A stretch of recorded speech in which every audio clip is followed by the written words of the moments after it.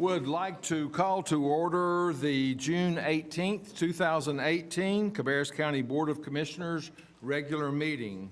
Welcome. It's good to have so many people with us tonight. First, we would like to ask you to stand for the Pledge of Allegiance. I pledge allegiance to the flag of the United States of America and to the republic for which it stands, one nation, under God, indivisible, with liberty and justice for all.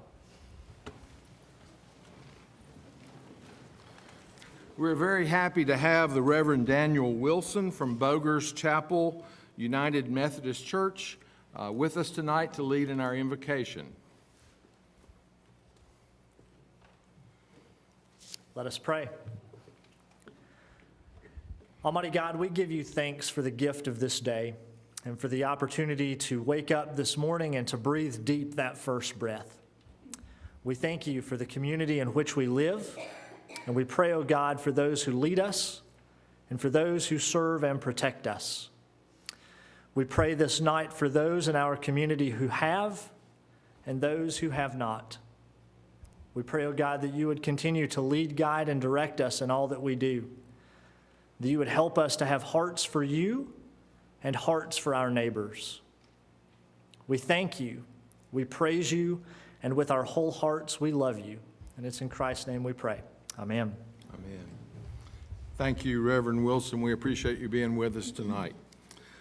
First item is the approval or correction of the minutes, and you all have a copy of those in front of you. Do I hear a motion? So moved. Second. Okay, we have a motion to approve the minutes as presented. Any discussion? All in favor, please say aye. Aye. All opposed, no. That motion passes. Next is the approval of the agenda, including the changes to the agenda on page 598. Mr. Chairman, Yes, ma'am. I'd like to move to approve the agenda as presented with the exception of item G5. Due to ongoing discussions with the school board, I would ask that we table G5, which is the request to begin the funding for R. Brown McAllister Replacement School. I'll second that motion. Okay, we have a motion and a second to approve the agenda, including the changes and additions with item G5 being tabled. Is there any discussion? Hearing none, all in favor, please say aye. Aye. All opposed, no. That motion passes, and we move to recognitions and presentations. First, we have Active Living in Parks, Park and Recreation Month proclamation, and we're glad to have Byron Hagler with us for that tonight. Good evening, and thank you for having me. The proclamation is for July 2018 Park and Recreation Month. We have a lot of wonderful programs that are coming along, and we have a flyer and everything on our page and social media. Everything from log rolling, adventure camps, frog walks, teen camp, and water wars, which is always a fun one to end on when it's so wonderfully hot this time of year. So water wars is something to look forward to. And I will start with the proclamation. Good. Whereas Parks, Recreation, and Senior Center programs are an integral part of communities throughout the country, including Cabarrus County, and whereas our parks, recreation, and senior centers are vitally important to establishing and maintaining the quality of life in our communities, ensuring the health of all citizens, and contributing to the economic and environmental well-being of a community and region. And whereas Parks, Recreation, Senior Center programs build healthy, active communities that aid in the prevention of chronic disease, provide therapeutic recreation services for those who are mentally or physically disabled, and also improve the mental and emotional health of all citizens. And whereas Parks, Recreation, and Senior Center programs increase a community's economic prosperity through increased property values, expansion of the local tax base, increased tourism, the attraction and retention of businesses, and crime reduction, And whereas parks, recreation, and senior centers areas are fundamental to the environmental well-being of our community. And whereas parks and natural recreation areas improve water quality, protect groundwater, prevent flooding, improve the quality of air we breathe, provide vegetative buffers to development, and produce habitat for wildlife.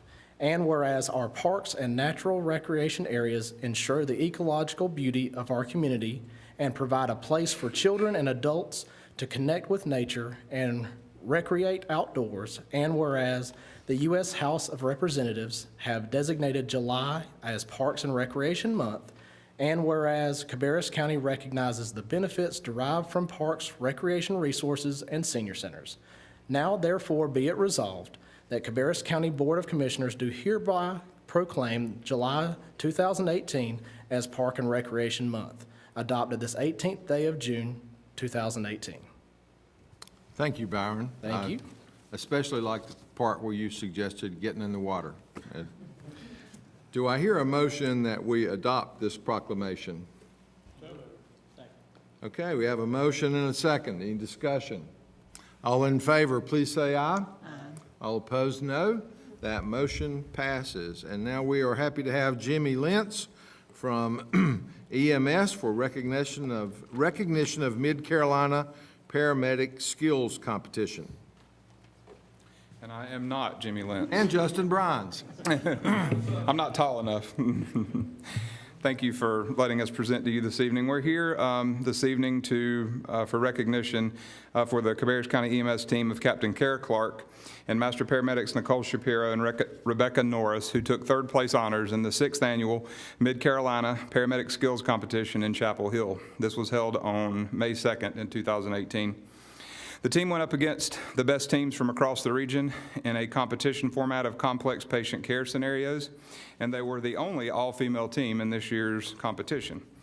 The scenarios required great attention to care, patient care, scene management, professionalism, and clinical decision-making skills.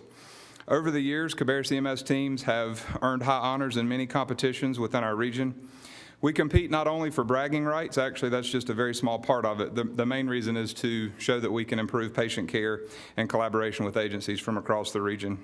According to our director, Jimmy Lentz, this level of excellence is what the Cabarrus County EMS paramedics strive to bring to the citizens of the county each day. Captain Kara Clark is a nationally registered paramedic. She currently serves as the EMS Specialty Services Supervisor. She holds a bachelor's degree from Western Carolina and is currently pursuing her master's degree. And she is with us tonight, not with a coat on because she was recently promoted and it takes about 3 weeks to get all the ribbons sewed on those things. So she's our newest captain for the agency. Rebecca Norris is a nationally registered paramedic as well. She's currently attending the tactical EMS course through Guilford Technical Community College to support our local SWAT teams. Therefore, she's not here tonight because she's attending that class. She is passionate about public relations and education, especially among the Latino community.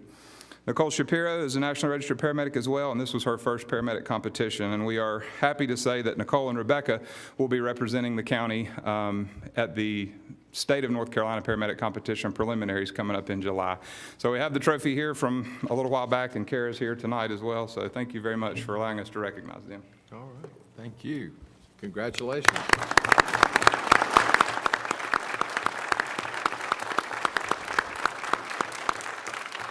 Congratulations to all. And we now move to informal public comments. I've got quite a few cards here, and 2 of the cards specifically said budget, so I'm going to hold those for our budget public hearing. If your name's not called out and you wanted to speak in this session, just let me know. As I call out your name, if you'd come forward and speak into the microphone, state your name and address. And everyone has 3 minutes to talk. Our clerk will set the timer, so if it starts buzzing, you know your 3 minutes are up. So first we have Robert Baker.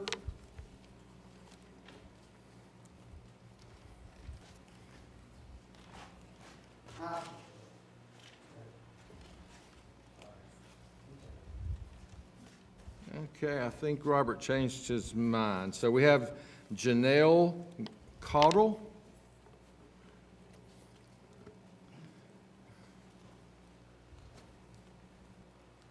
Hello, everyone. My name is Janelle Gingrich Caudle, and I'm from Harrisburg, North Carolina.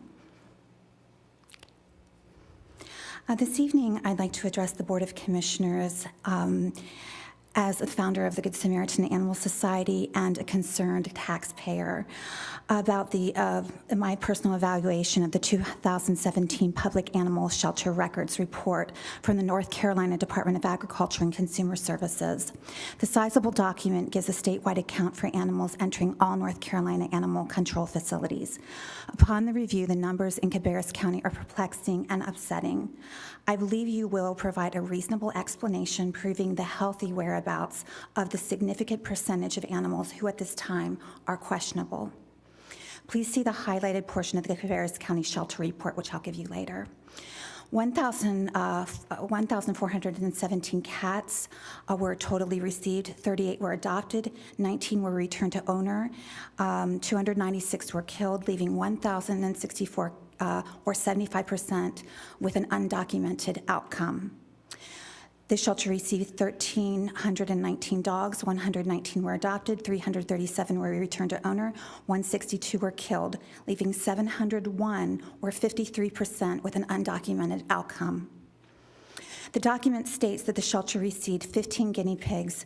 100% of the shelter guinea pigs are undocumented as to where their whereabouts are. There were 21 rabbits received, 2 were adopted.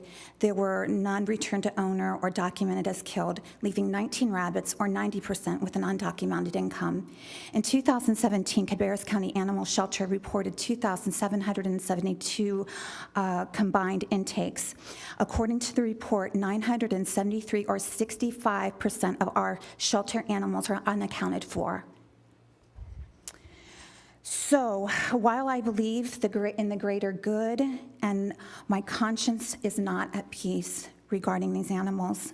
So following the State Open Records Law, North Carolina General Statutes Sections 132-1 to 132-10, I request the Board of Commissioners, the county managers, the Sheriff's Department, and Richard Cook to provide names and addresses of the 2,772 animals in the custody of Cabarrus Animal Shelter during 2017. It's the letter that I will give to you in the packet states that that this is for the 2017 year period, and we would like to know the whereabouts of these animals, alive or dead, transferred to people or organizations other than private adopters. To clarify, I am formally requesting the name and information and contacts of rescue schools, laboratories, landfills, disposal services, pet stores, veterinarians, etc. for 2017. Thank you. Thank you. If you'll pass that information to our clerk, we'll follow up on it. Okay, next is Larry Marlowe.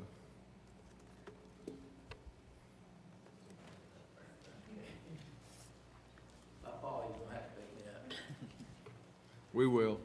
We've got EMS folks in the building. Good. I'm Larry Marlowe. I live on Otis School Road. At the May meeting there close to the end, some lady reported that the land, part of the land off Weddington Road where new high schools are going to be built, they're going to have to replace the soil, part of it, and put new soil in. And the estimated cost was $800,000.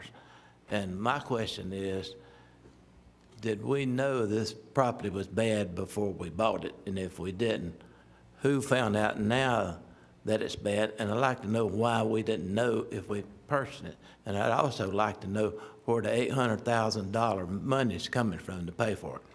Thank you. Okay, thank you. Okay, next is Nancy Faggart.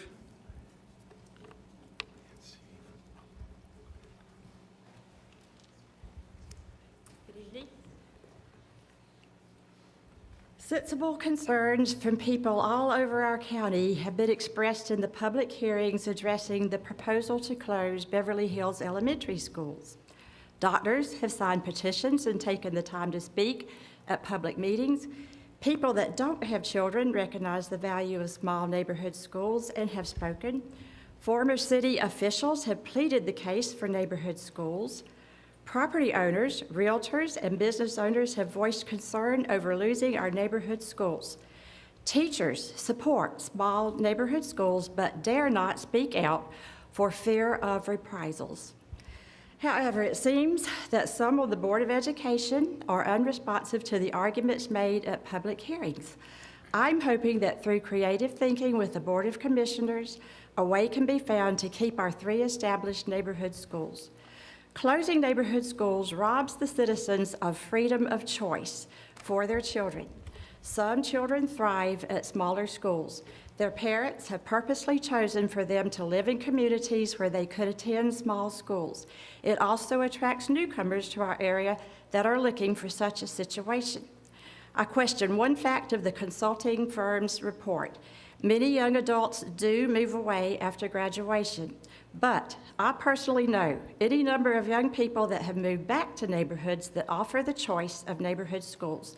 They are extremely disappointed by the fact that they may have to lose this choice.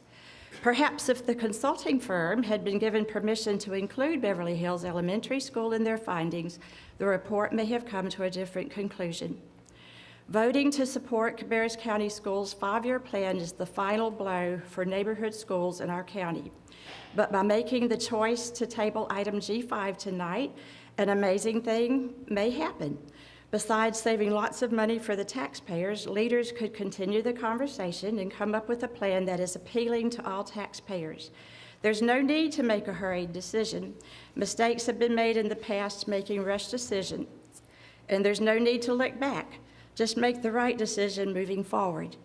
Now that the new state budget allows municipalities to make financial investments in their schools, collaborating with city leaders is even more important. Look at ideas that can help with addressing needs of growth, but also preserve long-established neighborhood schools, which are vital to maintaining strong, healthy neighborhoods. Involve all stakeholders that have a dog in the fight: Cabarrus County Schools, all government leaders, property owners, and business owners. Having everyone at the table helps to find common ground that is respectful to the wishes of the people. Thank you. Thank you. Okay, next we have Lee Schuman.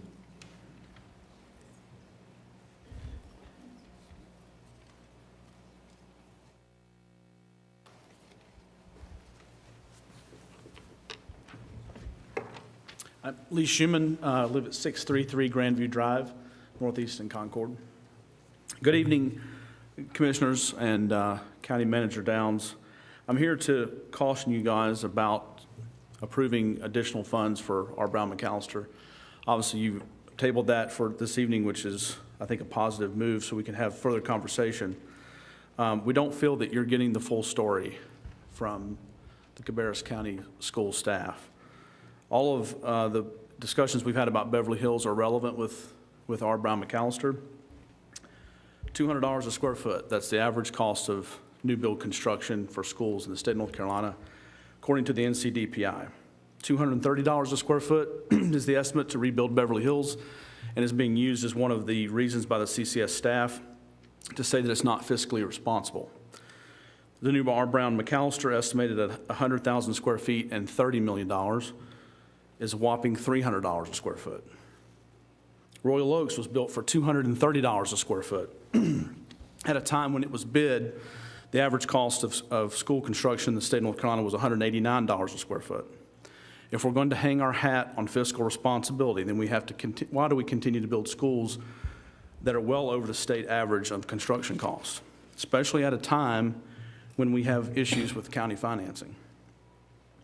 Why would this board or any board, given the current situation that we're under financially as a county, approve funds to set in motion a $30 million new school, not yet approved, at a cost higher than the other 99 counties are building in the state of North Carolina? More importantly, why are we turning a blind eye to renovating schools, opting to tear them down and build new, larger, more expensive schools when the neighborhoods that they serve are not asking for them and do not want them? And they're also not in the areas of growth. The North Carolina General Statute 115C-521 requires a feasibility study to be done before investing any money in a replacement school. That was not done for Royal Oaks. We've confirmed that with the state superintendent and with the staff. That was done for Beverly Hills, but only after the decision to recommend closure by the staff. That hasn't been done for R. Brown McAllister yet. We're not sure if it was done for Mount Pleasant Middle School. We know that that school was overbuilt to the tune of 200 seats, while other schools are busting at the seams with mobile units. This North Carolina General Statute is not a check-the-box kind of thing. It's law for a reason. It's law because it requires people to look at the cost of rebuilding a school versus renovating it realistically, not after the fact. Larger, more expensive schools haven't given us better educational results in this county. I think we need to try something different. Thank you. Thank you.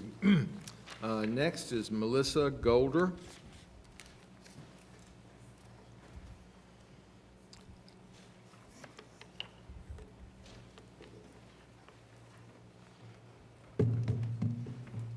Good evening. My name is Melissa Golder, and I live at 678 Hyde Park Drive, Northeast in Concord. Good evening. Thank you for the opportunity to speak this evening, and thank you for tabling agenda item G5. I am also a Beverly Hills resident and adamantly believe that schools should remain open for countless reasons. In trying to defend our school, I've gotten to know more about Cabarrus County schools and the elected officials in my city and county than I ever expected to learn. I would like to share one important thing I've learned with you. Cabarrus County and its taxpayers would benefit greatly from increased focus on due diligence and objective review of the decision-making and project management practices in Cabarrus County schools. I'm here to ask you to reject or continue tabling requests to fund the current CCS 10-year plan until you have all the facts. Please exercise your visionary leadership to demand more creative solutions than shuttering or knocking school buildings down and starting all over, all courtesy of property owners in Cabarrus County. Like everyone involved with public schools in North Carolina right now, you and our Board of Education are tasked with doing what must often feel like impossible work, meeting unprecedented needs with limited resources. But while the needs are many, it is serving neither taxpayers nor students in Cabarrus County to act hastily. I hope you continue to table things for further discussion or reject any requests until, again, you have all the facts. Right now, there's a third-party demographic study underway in CCS, working in connection with a community committee made up of dozens of Cabarrus County citizens. Taxpayers funded the study, and the district is spending significant resources to manage this committee over an 8-month timeline. Wouldn't it be sensible to wait until that process is completed to make major decisions about our elementary schools? Right now, there's the potential also held by the Public School Building Bond Act. Right now, the BOE is contemplating a vote next Thursday on the fate of a beloved elementary school. Right now, citizens are asking countless fact-based questions about the numbers that have been proposed by CCS, and I know you've received those via email from Lee and others. I urge you to ask those tough questions yourselves of the district leaders, and operating in a trusting but meticulous manner, delay any approval of major expenditures until you and the public have satisfactory answers to those questions. You, of course, are not responsible for the daily operations of CCS, and you don't have direct oversight of the Board of Education, but in the most important ways, the buck does stop and start with you. You put the capital in capital plan. Without you, capital plans are just words on a PowerPoint slide. You're the ones with the power to confirm a vision for Cabarrus County. You strive to use our resources wisely, especially those resources that impact quality of life and economic prosperity for citizens of this county. Right now, there are 3 CCS elementary schools within 2 miles of this room. If we plow ahead with the current 10-year plan, all of them will either be knocked down or discarded in the next 4 years. You can decide whether a plan like that is reasonable. Again, I appreciate you tabling this item tonight, and I look forward to that further questioning of the BOE and the staff that many of us are hoping to see. Thank you. Thank you. Okay, next is Lynn Takla.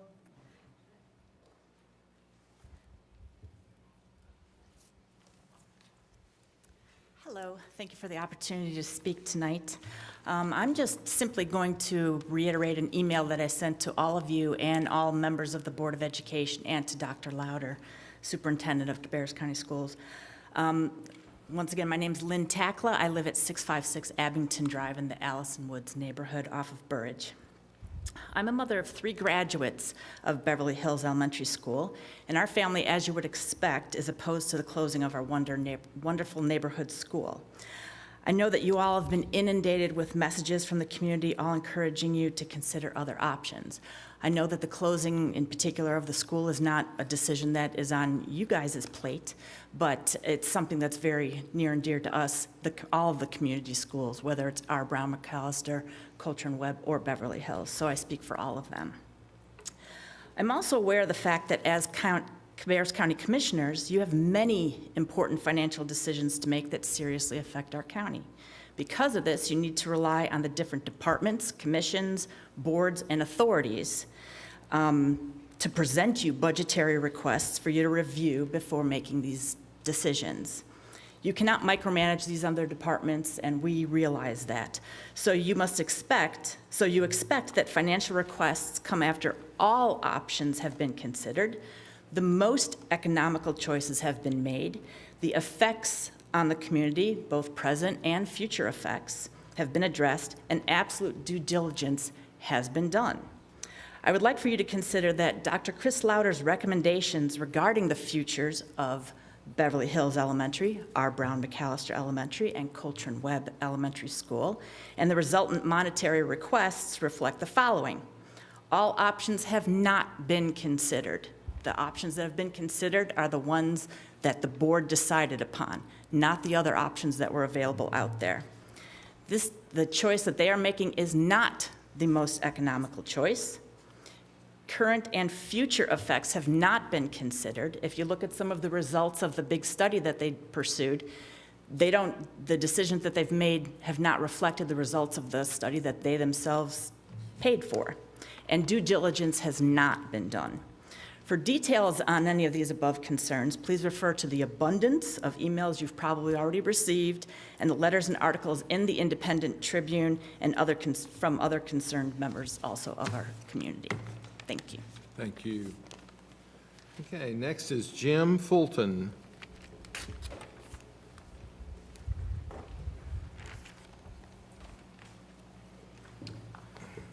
Good evening, Mr. Chairman, members of the commission.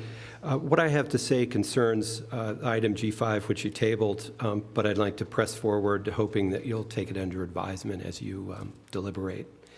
I'm here tonight to express my opposition to the school board's request for $1.5 million to fund preliminary work on a new 800-seat school on the R. Brown McAllister site. I don't object to paying taxes to support our schools. Investment in education is a powerful and positive way to create and sustain value in our community, and I think the majority of county residents agree with this.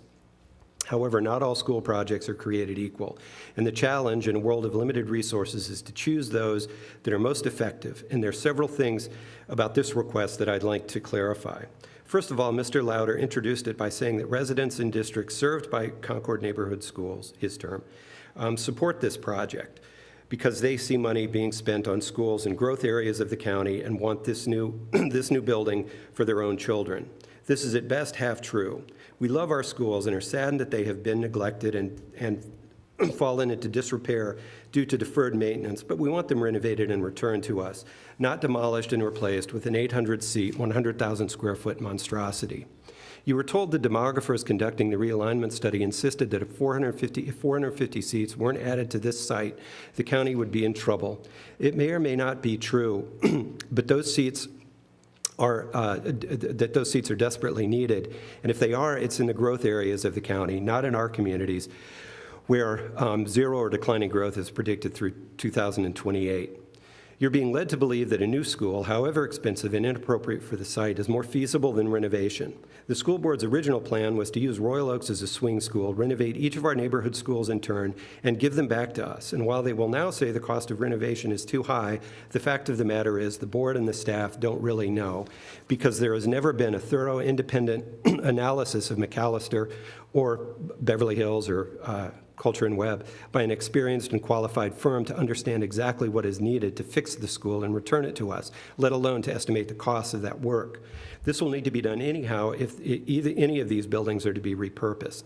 Before you authorize the school board to spend $1.5 million to move forward with this preliminary work, which the county manager has said is essentially authorizing the $30 million project itself, insist that they provide you with the information that they themselves need to make an informed decision about the most effective way to get whatever classroom seats they may need. And they can do it at a fraction of the $1.5 million that they're requesting. There's no rush, especially if if they come to their senses and Beverly Hills remains open. Between it and McAllister, there are 750-odd seats available, and it won't cost $30 million to keep them. The school board can play a shell game with attendance, but in the end, classroom seats are classroom seats, but we like ours just fine, better than most, in fact, and we like them best right where they are. Thank you very much. Thank you. Okay, that is all of the cards that I have, other than the ones that I identified to speak at the budget hearing. So if I missed anybody, please raise your hand. Looks like we didn't. Did want to mention that we are very happy to have with us tonight representatives from Troop 5, Boy Scouts from Cold Springs United Methodist Church working on their communication badge. So we're glad to have you guys with us tonight. Next on our agenda is the consent agenda, which you all have before you, that consists of items that we have previously discussed at our work session 2 weeks ago. Do I hear a motion to approve the consent agenda as presented? I'll move for approval, Mr. Chairman. Second. Okay, we have a motion and a second. Is there any discussion? All in favor, please say aye. Aye. All opposed, no. That motion passes. And we move now to new business. First item is adoption of the fiscal year 19 Cabarrus County budget. We do have a public hearing to allow anyone to comment on the budget. So at this time, I would like to open the public hearing. Maybe I skipped something. Sorry, I do have a few final changes to present to you guys before the public hearing is announced, if that is okay. Let me get that pulled up on the screen.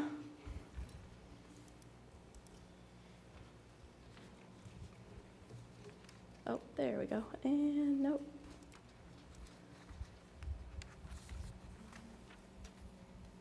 There it is. Okay, as you know, after each budget workshop, I have presented to the board a list of final changes. And tonight, prior to the public hearing, I do have 2 final changes to go over with you. So the first is a county match for an LSTA grant, which is a Library Services Technology Act grant through our libraries. And a portion of the match is with personnel cost, and then the remaining $4,636 that you're seeing on your final changes spreadsheet would be the county's portion for that grant. And it is for a grant to hire a consultant, which I believe Emery is speaking later this evening to go into further detail on that grant. The second change is to reduce the collection fees that we have budgeted currently in FY19's budget due to a contract that we have with WASAC for their system development fees. We had $70,000 budgeted in this account, and the contract actually came in at a fixed cost of $55,320. So that $14,680 is reducing that to be in line with the contract cost. And then to balance, we're proposing to reduce salary adjustments by the $19,316. So with these final changes, that brings the new general fund budget to a total of $255,602,972, which is reflected in your budget ordinances. So I'll be happy to answer any questions. Okay, any questions for Kristen? Okay, thank you very much. You are welcome. So we'll try that public hearing again now. Sorry about that. So now we do open the public hearing regarding fiscal year 19 Cabarrus County budget, and we have 2 people that have signed up to speak. First is Jeff Phillips.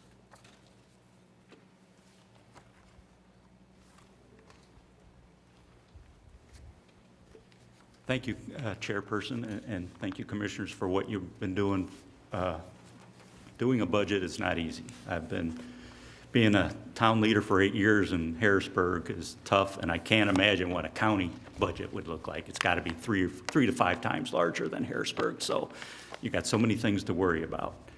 So thank you for your time and effort. I know that's tough. I'm speaking actually for the 2-cent tax increase. I know that's not a great thing. No one likes to raise taxes, but I know cost of doing business is going up. And just like the county, just like your personal home budget, things are going up, and we got to meet those needs. So it's tough doing the 2-cent one, but if not, I don't know where we're going to get the money from. There's other options. So my only concern is the allocation of the funds. I know we've had for many years tax incentives for corporations, and I've been supportive of these growth. But I think we need to take a half a step back a little bit and assess the situation of what we've done with these tax incentives, bringing in these corporations, bringing in these jobs, because this is also bringing in families, homes. Our schools are getting overcrowded. The infrastructure is getting crazy. I can't imagine what DOT's got up their sleeve here in the next 2 to 3 years with the flyover bridge, widening of Route 73, what that traffic is, where Amazon is off of Cabarrus Parkway. And also the law enforcement folks. Think about the sheriff's office. So I'm thinking save some of that money for a little bit right now and help those areas out. So take a step back, think about that before you give us next big corporation all these tax breaks when we could use that money for the schools, law enforcement, and infrastructure. Again, thanks for your time. Thanks for your work on all this, and I'll talk with you guys soon. Thank you. Okay, our next is Connie Reiniger.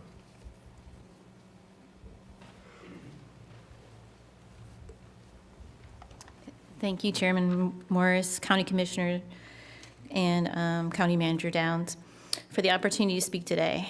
I'd like to thank you all for your hard work in putting in processes and taking action to make Cabarrus County a community where businesses are welcome and people want to live, work, and play. I appreciate your leadership the last several years to bring the leaders from each municipality in our county together so that collaboration, transparency, and trust could result in maximizing resources for our overall stronger county where all citizens can benefit. Last Friday, I attended the county's 101 in Government workshop that discussed the budget you will vote on. I found it to be very informative and transparent. I took this class to learn more about the budget and the needs of our community.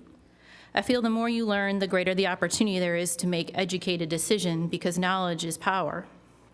The county finance team was knowledgeable, open, and transparent, and well prepared to answer any sort of question from the citizens in attendance. Other department heads and staff members were open and welcoming of our questions to learn more about the budget. I especially appreciated when they shared the innovative ways that the county departments have worked to maximize our resources over the last several years. It was a well-run, informative workshop, and I encourage other citizens to make time to participate in the future. We discussed the proposed increase as well as where the funding was to be allocated. A significant portion, nearly 50% of the budget, goes towards funding our schools and growth. As a former educator and parent, I support providing resources necessary for children in our schools to be successful. As an area director of a nonprofit who advocates for children facing adversity, I see the critical need for a strong education and the impact it can have on economic mobility of the children and the opportunities for success in the future. As a Cabarrus County citizen, I also support fiscally responsible leadership decisions. So my ask of you today is to support our school systems, the teachers and children, but I encourage you to do so while requiring greater transparency from our school system as to how fundings will be used. Greater transparency leads to increased knowledge, collaboration, and innovation for maximizing resources, all of which I believe can help our community be stronger and fiscally responsible as we inevitably will grow. I'm in favor of the 2% tax increase should this requirement be met. Thank you also, since I have a minute, for funding our libraries. As a former county member of the Library Commission years ago, seeing that the Midland Library is going to be funded is wonderful. I don't go to Midland that often, but I know that it's kind of far from where I am, and I'm close to libraries. So if they can be close to libraries, I think that's positive for our community. These resources are for all community members to enjoy and benefit from. I encourage everyone to sign up for summer reading and visit our libraries. Thank you. Thank you. Those are all the cards that I have, but I would invite anyone else that would like to speak in regards to the budget to come to the microphone, if you would like. Seeing no one, we will close the public hearing and move to a vote on the fiscal year Cabarrus County budget. And we've got this broken up in a couple of pieces, which hopefully I will get correct. And the first vote will be on the adoption of the general budget. Then we will have a second part, which will be the adoption of our fire district taxes. So I will first entertain a motion in regards to the fiscal year 19 Cabarrus County general budget. Mr. Chairman, I have given a lot of thought over the last 3 weeks about all the things that we have talked about and what I wanted to say regarding the budget, and to the delight of everyone here, I'm going to pare that down about 95%. So I have always had a political philosophy that governments at all levels spend too much money and tax too much.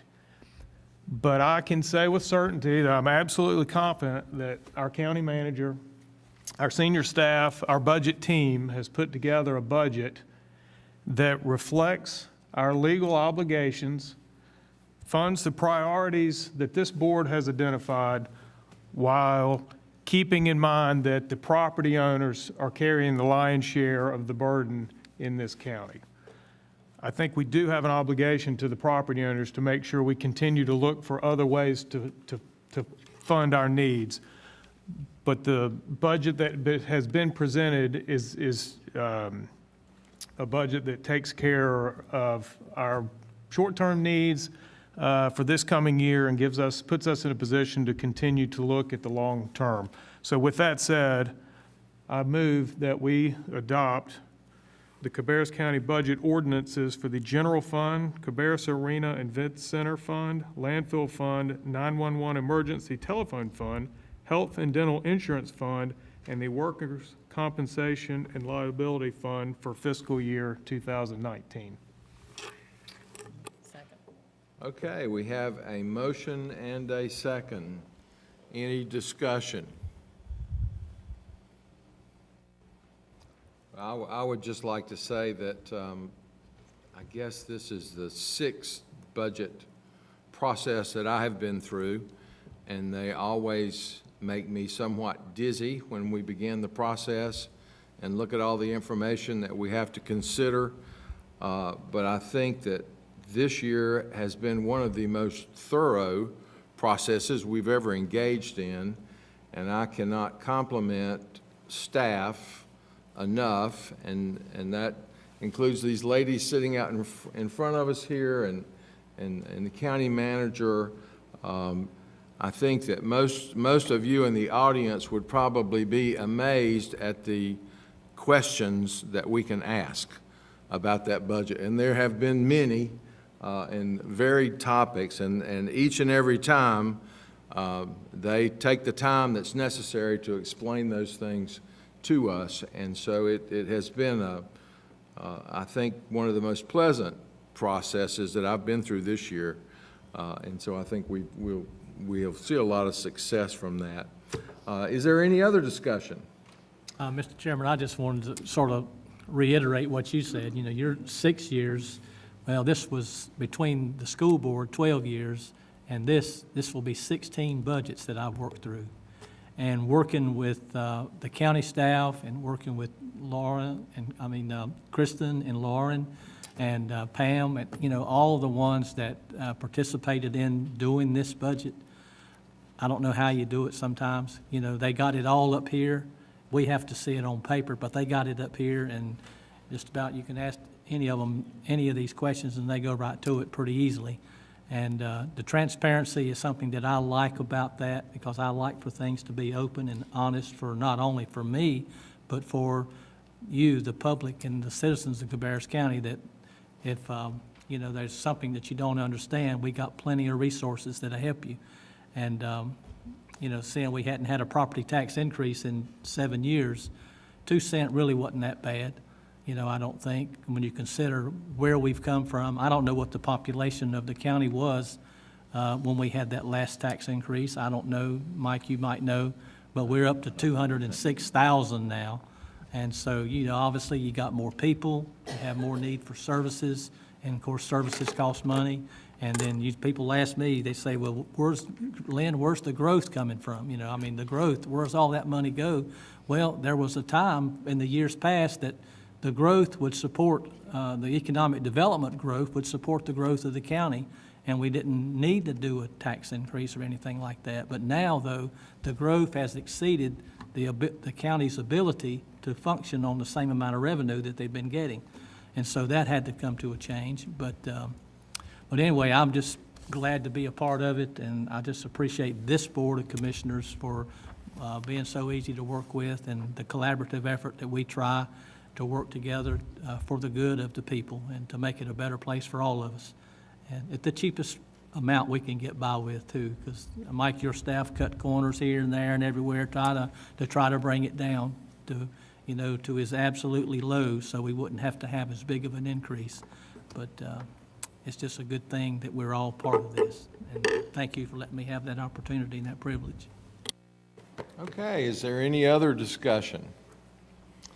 Okay, hearing none, all in favor, please say aye. Aye. All opposed, no? No. Okay, that motion passes 4-1. And next we have our fire district taxes, which you'll have to forgive me, they've given us a new electronic device. Which page is that breakdown on? I found it earlier, and now I'm not.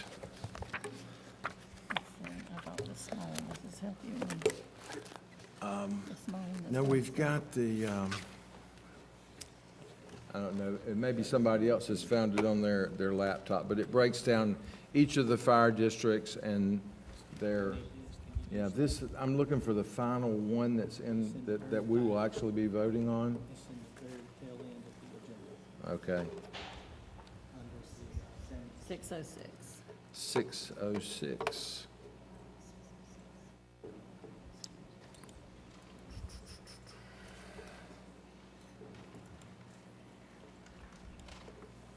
And we've got, there's a pretty large quantity of them.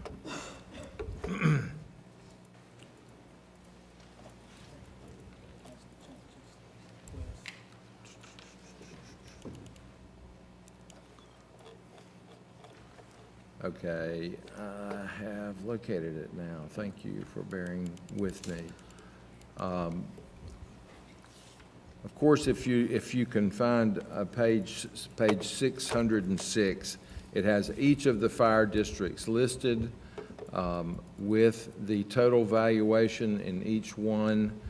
The rate that is reflected on that chart is the rate that they have requested for this year. The only changes to that would be 6 of them. So we will consider each of those individually. And the first one is the Allen Fire District. Their current rate is 0.055. And they are requesting an increase to 0.075.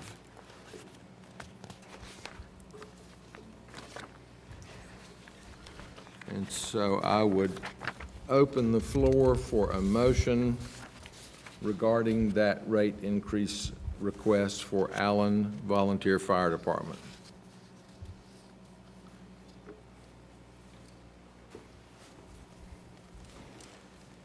Okay, hearing none, I would make a motion that we approve the request for Allen Volunteer Fire Department, increasing their rate from .055 to .075. I'll second. Okay, we have a motion and a second. Any discussion? Mr. Chairman, I want to just make just a couple of comments. I sort of waited to see if we got a motion in a second before I said anything. In light of the 2-cent property increase that we just approved, I can't go along with this particular request for that reason. Had we not already had a 2-cent property tax increase, I would say that it would probably be in line. But knowing that we just done a 2-cent property tax increase, I couldn't support this particular motion, Mr. Chairman. All right, is there other discussion? Okay, hearing none, all in favor, please say aye. Aye. All opposed, no? No. Okay, that motion passes 4-1. And the next item would be Reimer Volunteer Fire Department. Their last increase was in fiscal year 13, which at that time it went from .06 to .068. They are requesting a 2-cent increase from .068 to .088. Do I hear a motion regarding that request? I'll move for approval, Mr. Chairman. Second. Okay, we have a motion and a second to approve the request from Reimer Volunteer Fire Department. Any discussion? All in favor, please say aye. Aye. All opposed, no. That motion passes. And we move to Harrisburg Fire Department. Their current tax rate is .1315. They have requested a 1.85 cent increase to the tax rate. If approved, would be .15. I think in their presentation and discussions, they have indicated that, actually they indicated last year that they were making incremental requests to equalize the tax rate within the city limits and outside the city limits. So do I hear a motion in regards to Harrisburg's request? Okay, we have a motion and a second to approve the request from Harrisburg Fire Department. Any discussion? Mr. Chairman, I'll just mention that in some discussions with the mayor and some town council, that .15 still doesn't fully cover their costs, so I think that the key word was incremental. So that's they're trying to get that back in line. We will see that again, I would imagine. Okay, any other discussion? Okay, all in favor, please say aye. Aye. All opposed, no. That motion passes. And we move to Kannapolis Fire Department Rural District. Their current tax rate is .08. They're requesting a 2-cent increase to .10, and with the same explanation, trying to equalize. These are city fire departments that cover the rural areas in addition to within the city limits, so they're trying to make sure everybody pays the same rate. So do I hear a motion on Kannapolis Fire Department request? I move for approval. Okay, we have a motion and a second. Any discussion? All in favor, please say aye. Aye. All opposed, no. That motion passes.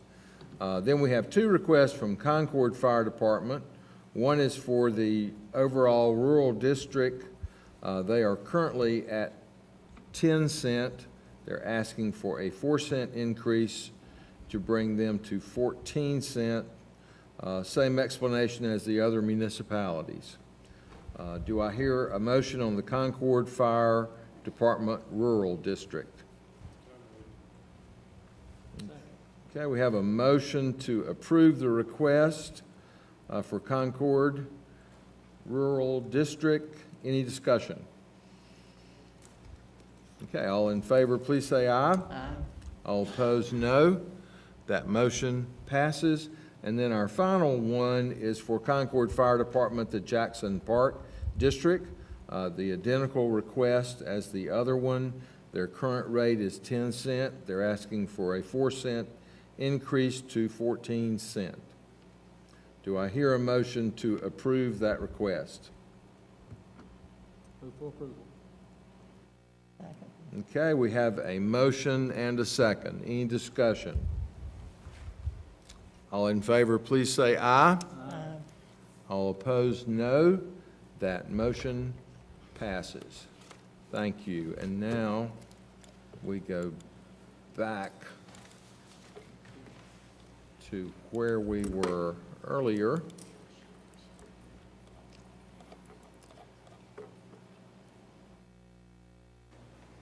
And pursuant to North Carolina General Statute 158-7.1, the county must conduct a separate public hearing for economic development appropriations.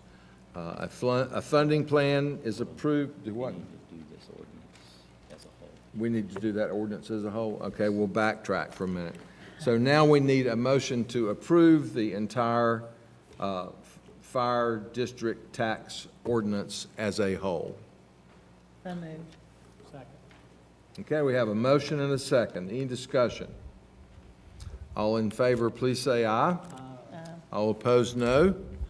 That motion passes. And now we move back to, and this is still part of item G1, and we are required to have a separate public hearing for our economic development appropriations.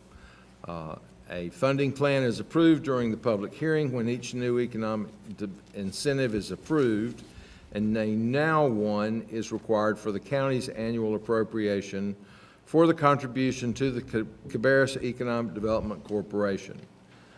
To ensure compliance with North Carolina General Statute 158-7.1, the county manager's office requests a public hearing for the fiscal year 19 economic development appropriation to the Cabarrus County Economic Development Corporation. And so at this time, I would open the public hearing and invite anyone to the podium that would like to speak in regards to this item. Okay, seeing no one, I will close the public hearing. And at this time, entertain, let's see, do we need to approve this separately, or is it just a public hearing? Just says public hearing. Doesn't it call for a? This public hearing, so then we just need to approve the allocation. Okay, so I would entertain a motion to approve the allocation for economic development as included in our general budget. Okay, we have a motion and a second. Any discussion? All in favor, please say aye. Aye. All opposed, no. That motion passes. We may have overkilled that one, but at least we covered everything, so that's a good thing.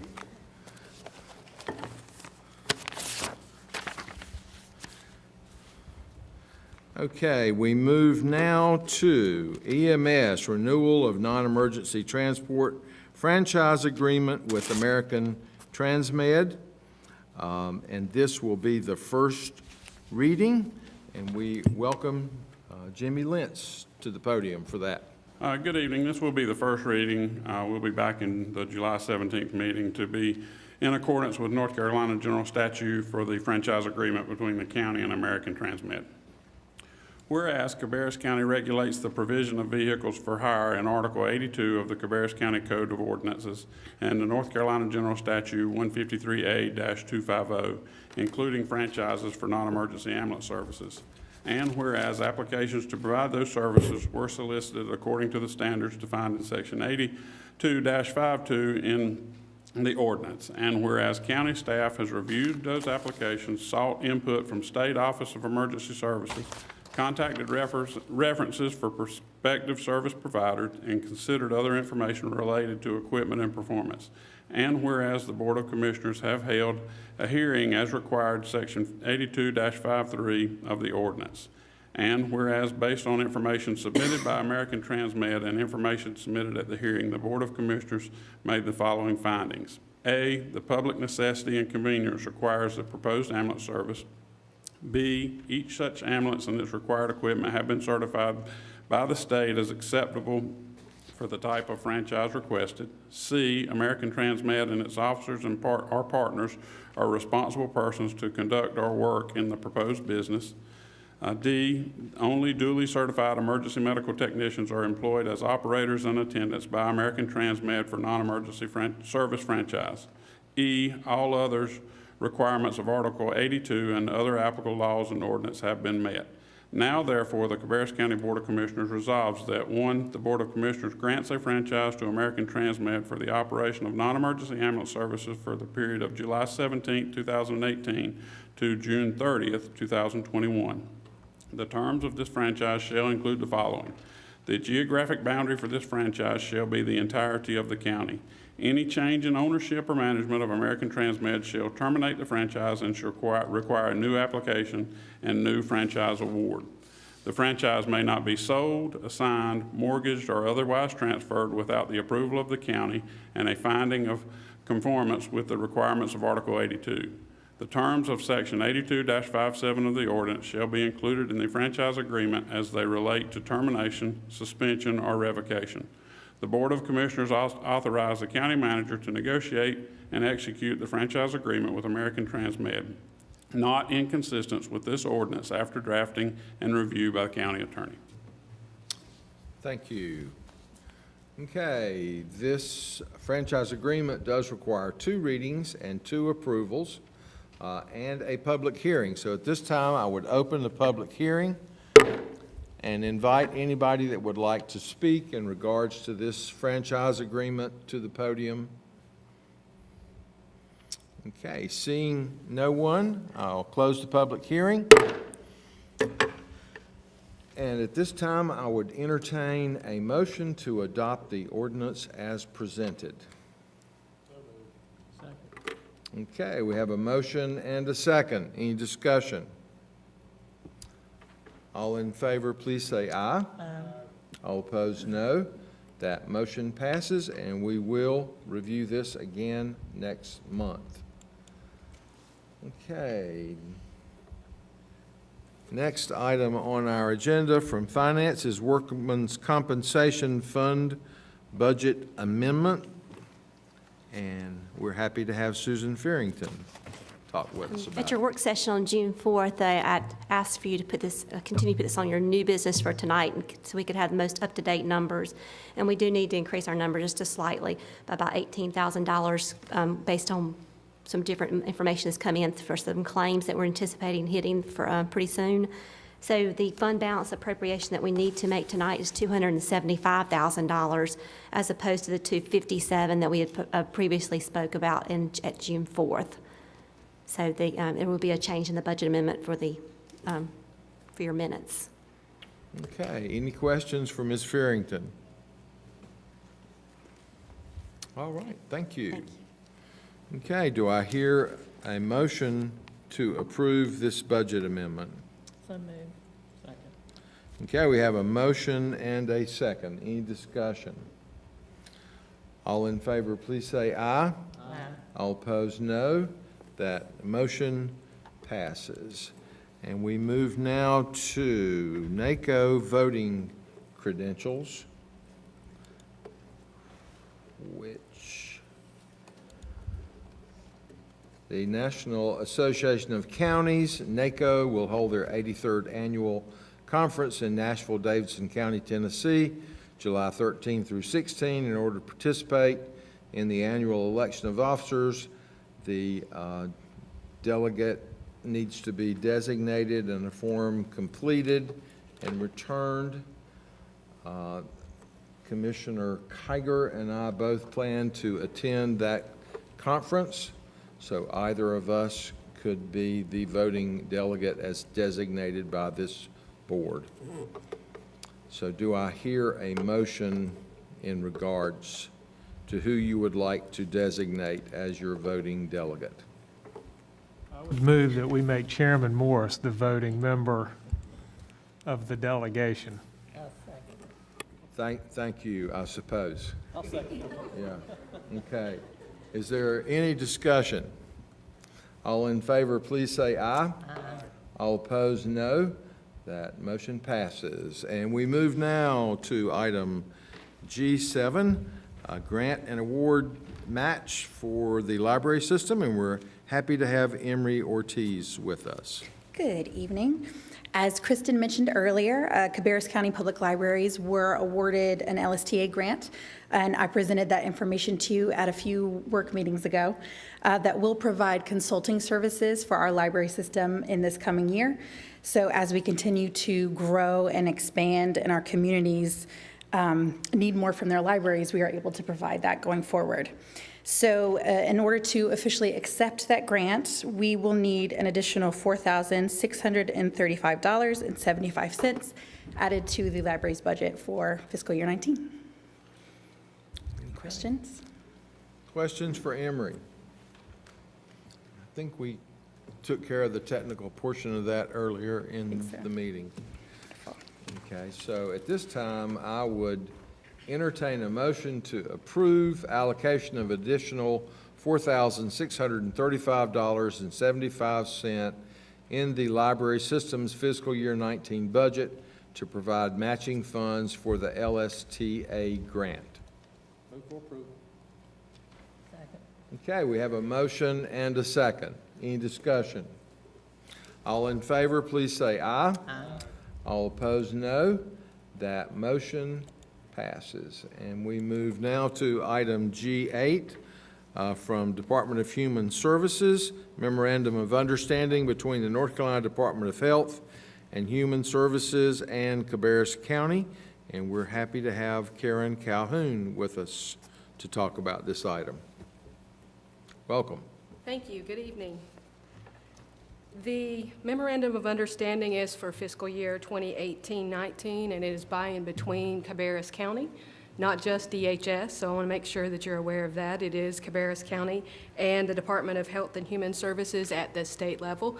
This is part of the House Bill 630 that was passed back last spring, and is also referred to as Session Law 2017-41 and North Carolina General Statute 108-4 or A-74.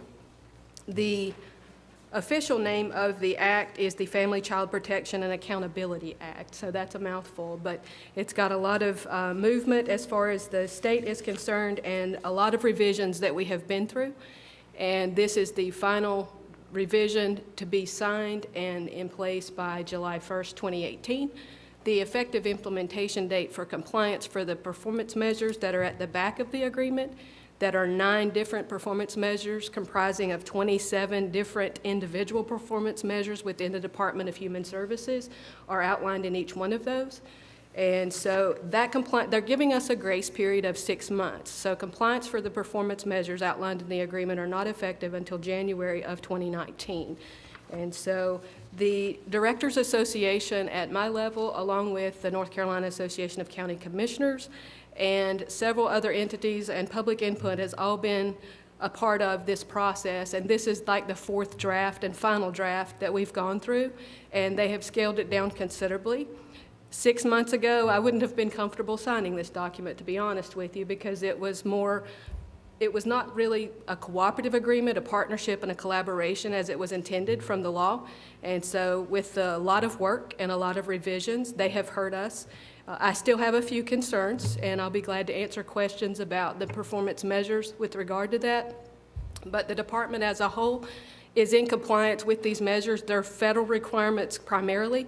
The original drafts didn't have just federal requirements in it. It had other requirements in it that would be difficult for counties, in particular smaller counties, to meet. Some of the smaller counties have put addendums and amendments to some of the agreement in order to, for example, if they have one case that's out of compliance, it could throw them out of compliance and into corrective action very quickly because they're smaller. And so those concerns are very real in that world. And so we have expressed, and the Directors Association has expressed some of those concerns. The state is still working with us, and I feel that's why we have the 6 months grace period to come into compliance and get used to this process. But again, this is nothing new to us as far as the measures that are outlined. We are tracking these measures and in compliance with these measures on every single one every month. And so I feel much more comfortable about signing the document now as a memorandum of understanding and a partnership with the state. And so with that, I'll entertain any questions that you may have. And So you mentioned you had a few concerns. Can you elaborate a little bit on those? well, whenever you look at some of the compliance measures, I'll give you an example. The Food and Nutrition Services measure, performance measure for expedited food and nutrition services, which is also referred to as SNAP at the federal level, and food stamps is the common name. For expedited services, we have 7 days in the federal USDA regulations to meet that requirement, and the state has put us under a 4-day requirement. And so the concern there is they're holding us to 4-day requirements rather than 7-day requirements. In the same particular program, there's a 25-day rule in the state requirement as opposed to 30 days for regular food stamp processing, application processing. And so part of that is subliminal because we went through, as you well know, the NC FAST, and we're still working in that system and trying to process cases. And so the subliminal part of that with the state measure is to keep us in compliance at the 95% or higher timeliness standard in order to meet that requirement. Cabarrus County has been performing at 98% and higher, and we've done that consistently over a series of months, and I feel confident that we're going to be okay meeting not only the state 4-day and 25-day rule, but also, of course, the 7-day and 30-day rule. That's just one example. Just to add to that, again, Ms. Calhoun and I have went through many drafts of that, as well as Rich Cook. So we're all there. I feel pretty comfortable, as Ms. Calhoun said, we're already doing most of this. So and we're meeting those targets. The other thing that we were concerned about was some of the training that the state was requiring, that certain individuals or certain positions have the proper amount of training. However, their training schedule didn't match those requirements. So that when we went back and tried to make that happen, and it seems that they're agreeing to that they will offer those training opportunities much more often than what they have been in the past. And so we're not going to have newly appointed social workers or employees that are having to wait 3 and 4 months to go get training like they have been in the last few years. So. And we've pushed really hard on the data reliability piece, particularly with the NC FAST program. That's been really challenging. To give you an idea of that, with the workforce measures that are outlined in this document, they're federal requirements because that's TANF, Temporary Assistance to Needy Families, 100% federal money. And so the requirements that are there, we're used to meeting those requirements, but because the workforce system is part of the NC FAST system, we haven't had measurable data and reports to look at from October to February. So we have just now gotten to where we're actually seeing those reports. So we've really pushed hard on the state to give us reliable data. All of the directors are on board with that as far as the 100 counties are concerned, and making sure that we get reliable data. We get exactly where we can locate the reliable data in our systems in order to make sure that we're in compliance and there's no surprises. Okay. Additional questions for Karen? Thank you. Thank you. Okay. At this time, I would entertain a motion to approve the memorandum of understanding between the North Carolina Department of Health and Human Services and Cabarrus County, and authorize the county manager and human services director to execute the agreement. So moved. Okay, we have a motion and a second. Any further discussion? All in favor, please say aye. Aye. All opposed, no. That motion passes. And we move now to item G9, courthouse renovation funding request. And we are happy to have Kyle Billifer and Kristen Jones to talk with us about it. Can I go first? This request is to take $113,000 for courthouse, specifically clerk of court renovations for next fiscal year. This is not related to House Bill 717 in terms of redistricting. These are new employees that they have gotten.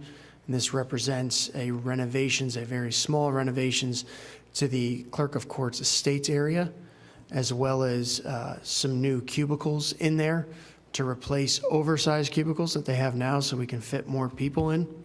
Their staff has grown. They're 54 people now. They had 5 new positions last year, which ate up the rest of our open space. And they're receiving another 2 in July, as we just learned from the state AOC when we visited with them 2 weeks ago.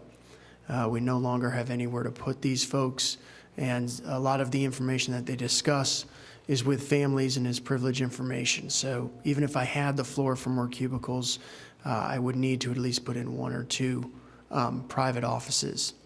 So while it appears that we'll be renovating the entire courthouse, most likely in 4 to 5 years by the time we get to that, I'm asking for the funds to make this small renovation in the front area of the clerk of courts to accommodate these new folks. I did have a letter written to me from Bill Baggs, our clerk of court. I can read you that letter. It summarizes what I just explained, if you would like. It came in late today, so it was not attached, which is why I brought it to read it. I think it would be appropriate to have that on the record. Certainly. Cabarrus County Commissioners, the Clerk of Courts of Cabarrus County now employs 54 people. We received 5 new positions last year, and that used all of the space that we had.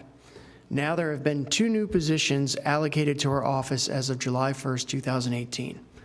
These new positions will put us at 56 employees. As our population grows continually, so does our estate and guardianship cases. When someone passes away or is deemed incompetent, the family members come to our office to handle the required paperwork. There is a need for privacy in these situations because of the financial and family matters being discussed. There is wasted space in that division, and that the 2 current offices in that division are too large, along with the 3 oversized cubicles. The hope is to divide the 2 offices into 3 offices and therefore add a small office. And if we can downsize the 3 cubicles in this department also, we can add an additional cubicle to house the other person. From Bill Baggs, Clerk of the Superior Court. And to confirm, those offices are larger offices than we would usually have. They were existing to that space, and those cubicles were purchased in 2009. Okay. Questions for Mr. Billifer? And it is correct that the state provides us with these people, but we are obligated to house them. Yes, ma'am. That is correct. Okay. Maybe this is a little bit of an oddball question, but where are they going to park? Because don't we currently have a parking? I mean, we're juggling a lot of parking. So how many new people are coming in July? Just 2. Oh. If House Bill 717 had passed, we would have ended up with 2 new judges and then the supporting DAs, but that has been shelved to committee. Okay. So this is just the clerk, of course. Okay, thanks.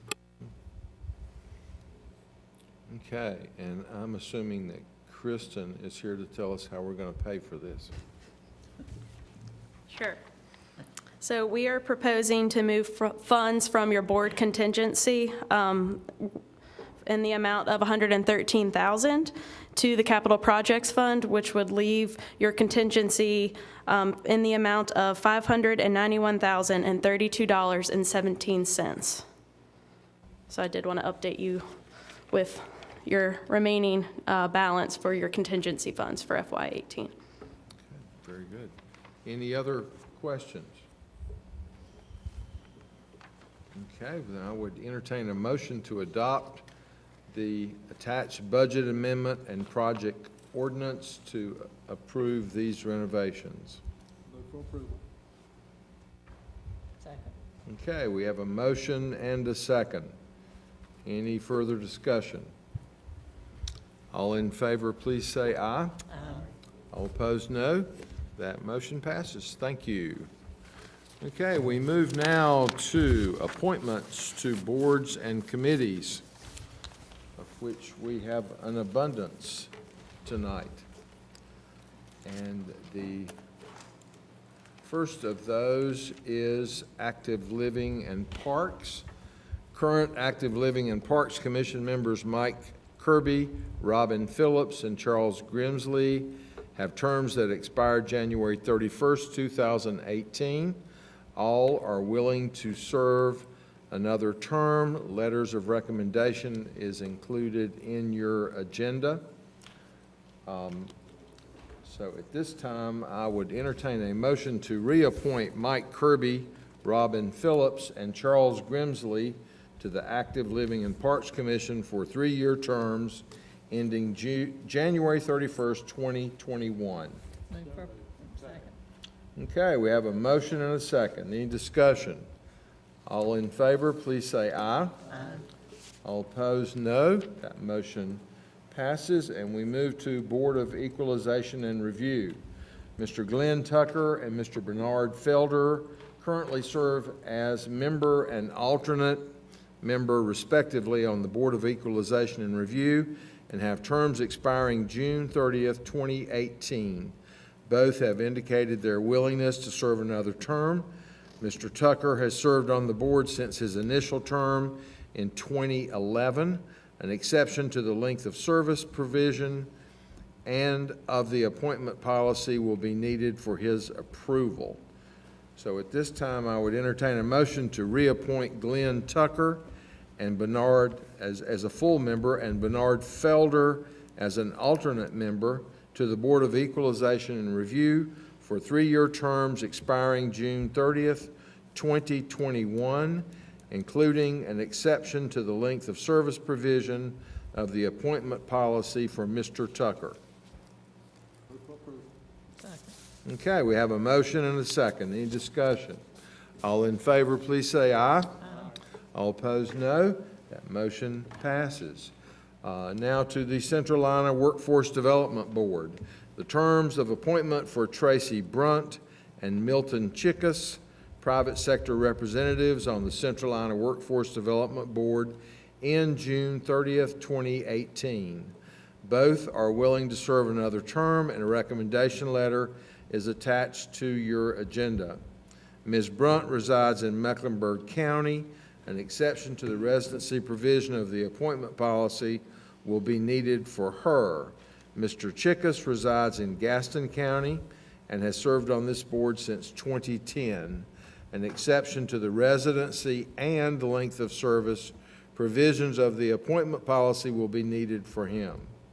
So I would entertain a motion to reappoint Tracy Brunt and Milton Chickus to the Central Iowa Workforce Development Board as private sector representatives for 2-year terms ending June 30th, 2020, including an exception to the residency provision of the appointment policy for Ms. Brunt and an exception to the residency and length of service provisions of the appointment policy for Mr. Chickus.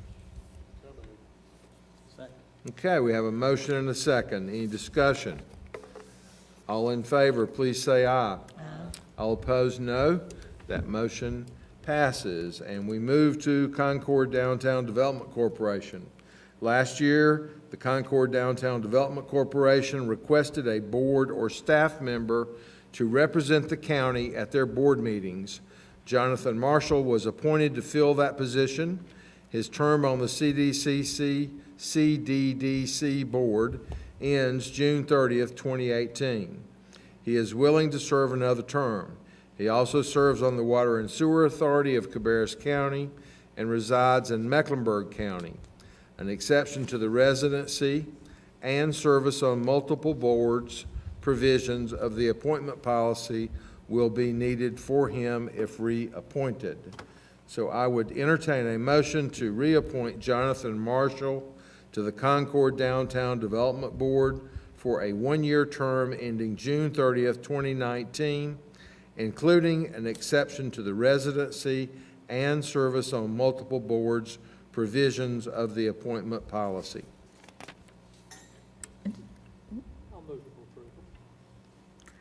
I'll second, but I do have a question. Why is that one just a year? I think that's the way their organizational bylaws are set up. Is that right, Jonathan? I think it's also because you fund them from budget to budget, and perhaps if we did not provide some funding, they would not have a board member. That was our request, as well as the City of Concord's, that with the funding, there would also be a board member, and Concord does appoint a board member too. Oh, maybe you cut a deal or something. I was just making No, sure. no, Okay. it'd be easier on you if it was longer term. Okay, we do have a motion and a second. Is there any further discussion? All in favor, please say aye. Aye. All opposed, no. That motion passes. And now to Harrisburg Planning and Zoning Board and Board of Adjustment, extraterritorial jurisdiction. Lloyd Quay Jr.'s term on the Harrisburg Planning and Zoning Board and Board of Adjustment as an extraterritorial jurisdiction representative expires June 30th, 2018. He has indicated he is willing to be reappointed. If reappointed, an exception to the length of service provision of the appointment policy will be needed for him. A letter of recommendation from the Harrisburg Planning Director is included in that regard. So at this time, I would entertain a motion to reappoint Lloyd Quay Jr.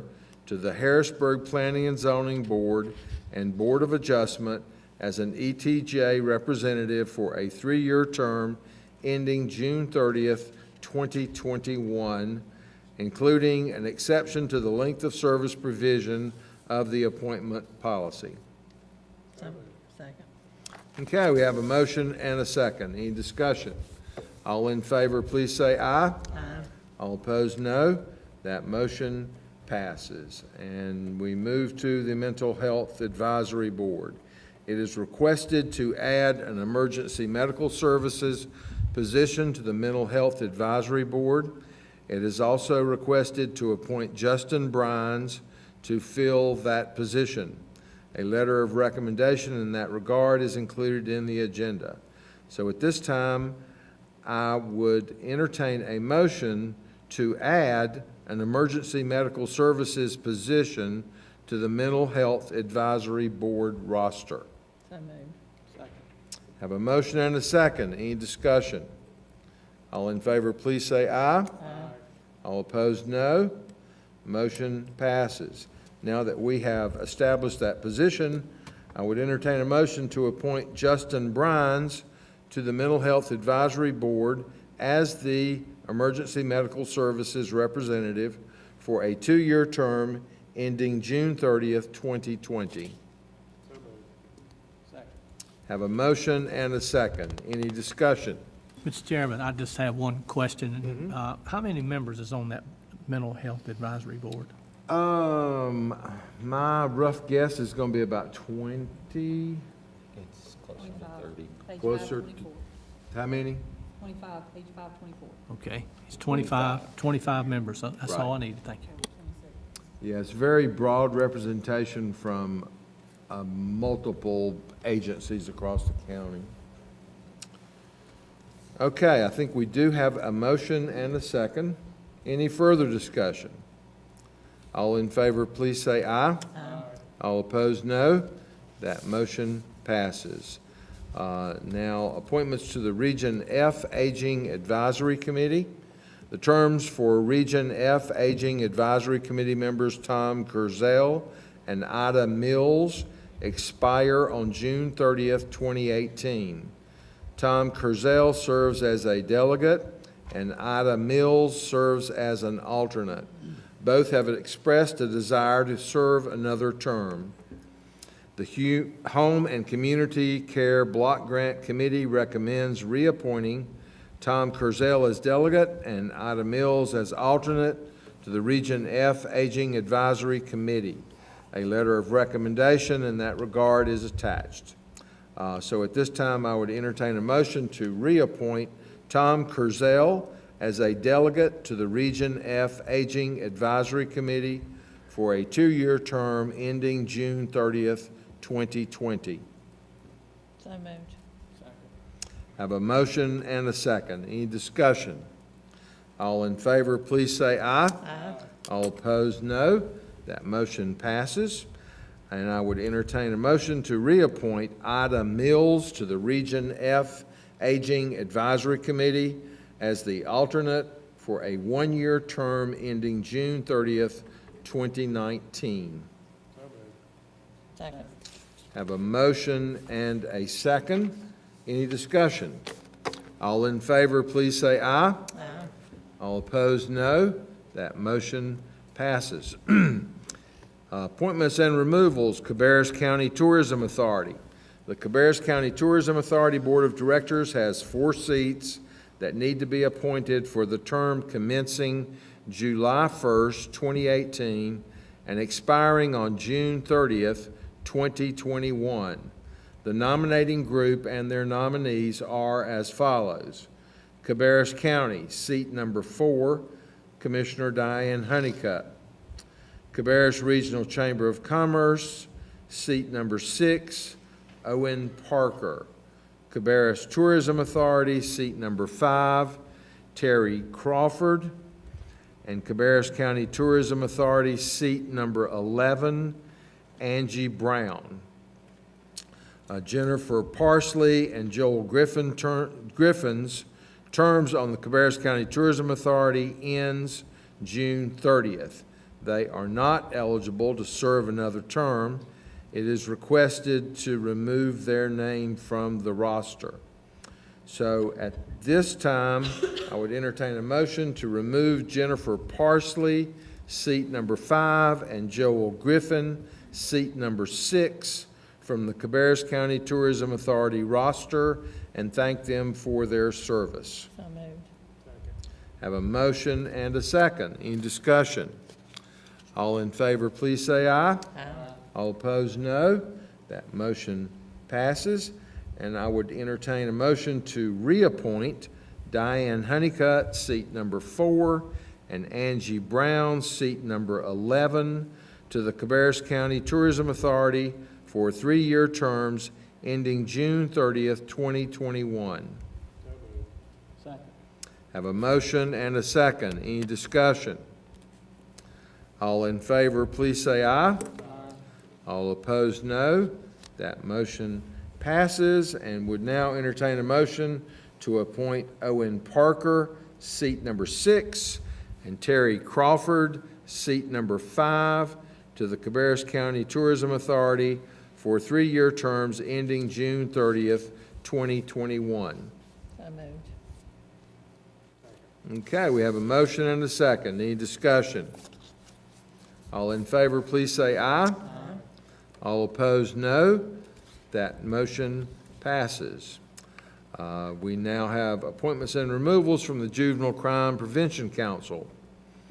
At the Juvenile Crime Prevention Council's May 16th meeting, the council voted to recommend Megan Bumgarner and Michelle Wilson be reappointed to their positions on the JCPC.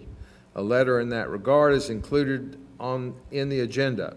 Ms. Bumgarner has served on this council since 2010 and also serves on the Active Living in Parks Commission. Ms. Wilson has served on this council since 2009. An exception to the service on multiple boards and length of service provision of the appointment policy will be needed for Ms. Bumgarner, and an exception to the length of service provision will be needed for Ms. Wilson. In addition, Jessica Herrera, a student under 18, graduated from high school and is no longer eligible to fill that position. So at this time, I would entertain a motion to reappoint Megan Bumgarner and Michelle Wilson to the Juvenile Crime Prevention Council for 2-year terms ending June 30th, 2020, including an exception to the length of service and service on multiple board provisions of the appointment policy for Ms. Bumgarner, and an exception to the length of service provision of the appointment policy for Ms. Wilson. So moved. Okay, have a motion and a second. Any discussion? All in favor, please say aye. Aye. All opposed, no. That motion passes. I would now entertain a motion to remove Jessica Herrera from the Juvenile Crime Prevention Council roster and thank her for her service. Have a motion and a second. Any discussion? All in favor, please say aye. Aye. All opposed, no. That motion passes. And we move now to the Public Health Authority of Cabarrus County. The Public Health Authority of Cabarrus County has 3 members whose appointment terms end June 30th, 2018. Tom Kincaid and James T. Mack Jr. have agreed to serve another term if reappointed. Derice Caldwell does not wish to serve another term. If reappointed, an exception to the length of service provision of the appointment policy will be needed for Mr. Kincaid and Mr. Mack. Letters of recommendation are included in the agenda in this regard. Mark Spitzer, Vice President of Castle & Cook, LLC, has expressed a keen interest in assuming the vacant public member seat on this board. A letter of recommendation in this regard is also included in your agenda. Mr. Spitzer is a resident of Rowan County. An exception to the residency provision of the appointment policy will be needed for him. So at this time, I would entertain a motion to remove Derice Caldwell from the Public Health Authority of Cabarrus County roster and thank her for her service. Second. Okay, I have a motion and a second. Any discussion? All in favor, please say aye. Aye. All opposed, no. That motion passes, and I would now entertain a motion to reappoint Tom Kincaid and James T. Mack Jr. to the Public Health Authority of Cabarrus County, public members, for 3-year terms ending June 30th, 2021, including an exception to the length of service provision of the appointment policy for Mr. Kincaid and Mr. Mack. So moved. Have a motion and a second. Any discussion? All in favor, please say aye. Aye. All opposed, no. That motion passes. Would now entertain a motion to appoint Mark Spitzer to the Public Health Authority of Cabarrus County, public member, for a 3-year term ending June 30th, 2021, including an exception to the residency provision of the appointment policy. Second. Okay, have a motion and a second. Any discussion? All in favor, please say aye. Aye. All opposed, no. That motion passes. And we move now to the Transportation Advisory Board. I do think this is the last one for tonight. The terms of appointment for the following members on the Transportation Advisory Board expire June 30th, 2018. Larry Bonds, Citizen Advocate, retired. Art Whitaker, County Schools. Mitchell Burris, Law Enforcement. Aurora Swain, Hispanic Community. Anthony Hodges, Human Services, Aging. Skip Craft, Vocational Sheltered Workshops. Ann Benfield, Head Start.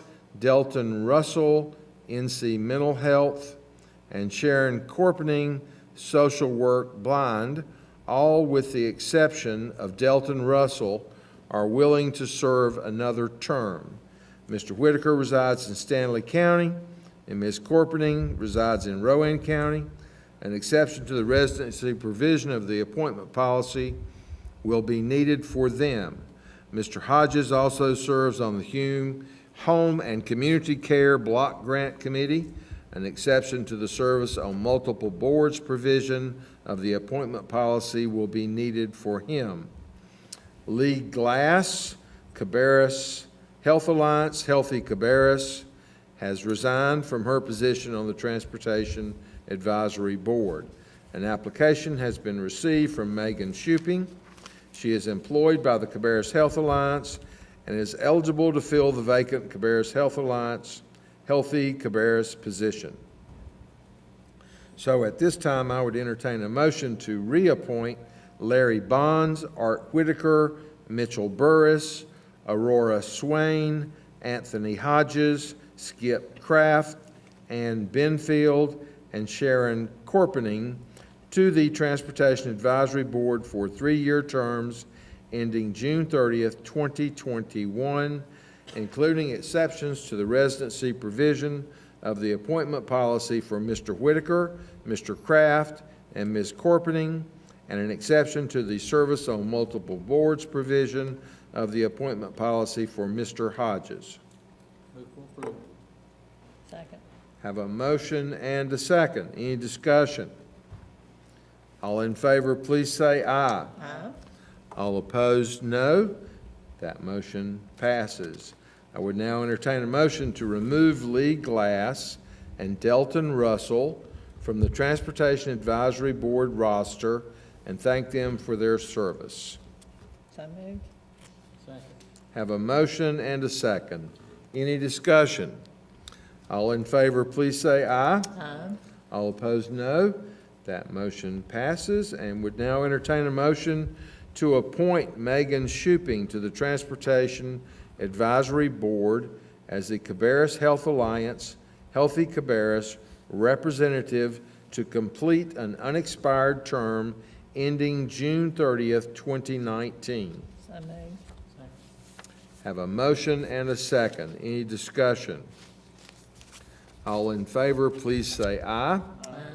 All opposed, no. That motion passes. And I think that completes our appointments to boards and committees. And we now move to reports. First is from the Board of Commissioners, updates from commission members who serve as liaisons to municipalities or on various boards or committees. Does anyone have updates that they would like to share at this time? Mr. Chairman, the Animal Welfare Advisory Board met this past week, and I wanted to share some information that was shared with me from Julie, but in light of what was a public speaker we had, I think it will just be part of the information that we can research and then get back. But according to what I was given last week at that meeting, our live release rate is 86%, and for 2017. Maybe we can do is define what a live release rate is. I didn't know enough to ask that while I was getting this. Everybody on the advisory board seemed to be quite excited about that. And then better news followed with currently through May 31st, our live release rate is 91%. So I think there's a lot of good things obviously happening at the shelter. I think we certainly are obligated to maybe look into what was brought to our attention and just do some research from there. But as far as the advisory board went, there was a lot of excitement about what's going on at the shelter, and I just wanted to share that. Very good. Thank you. Any other updates anyone would like to share? Okay, I will, after the list of committee appointments that we just went through, you would think that there were none left, but there are. We do have vacancies on a number of boards and committees. You can find those listed on our website, also in our agenda. So we would encourage anyone that is interested in getting involved and willing to serve to please let us know. You can get information, as I said, on our website. You can call our clerk's office to find out additional information on those boards. So at this time, are there any other general comments by board members? Hearing none, we do have need of a closed session tonight. So at this time, I would entertain a motion to go into closed session for North Carolina General Statute 143-318.11 A3, 5, and 6 to discuss pending litigation, acquisition of real property, and personnel matters. So moved. Have a motion and a second. Any discussion? All in favor, please say aye. All opposed, no. We are now in closed session. Thank you.